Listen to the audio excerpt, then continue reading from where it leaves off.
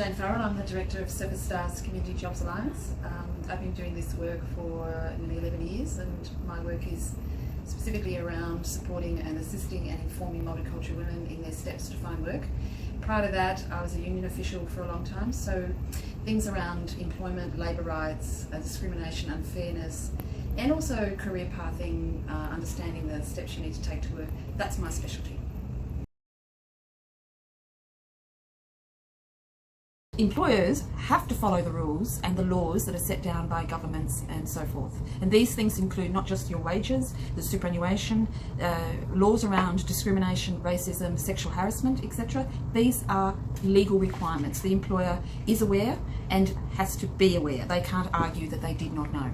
So for an ABN, often it's the case that somebody who's coming to your house to fix the stove might have an ABN because they provide an invoice for that particular task. But if you're a cleaner working, whether it's 15 hours, 20 hours, even 40 hours a week, you do not need to provide an Australian business number. And you should always get some advice from people about if an employer gives you, or requests that, sorry, if an employer requests that you provide an ABN, you should get some advice before taking the next step. Now, occupational health and safety is huge, and it's a very big jumble of words that we use, but essentially it means safety at work. And this is very, very important because we've spent a lot of time here in Victoria making sure that every workplace is safe and that workers can go to work and do their day's work and return home in the same way that they left their house that morning. And that includes all sorts of jobs. So many years ago in the Victorian, this is a national law, but the Victorian law is some of the best law. And the law says that employers are responsible. So employers need to make sure that their workplace is safe. And that might mean they need to walk around the workplace with their employees or the health and safety rep and make a checklist. What is safe? What could be fixed? How can it be fixed? So for example, are the floors slippery?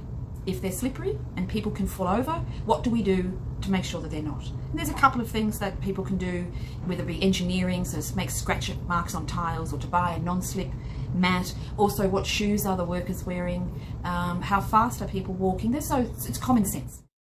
So this occupational health and safety law, OHS law, applies to every worker, whether you're a full-time, part-time or casual, whether you're an international student, no matter your visa.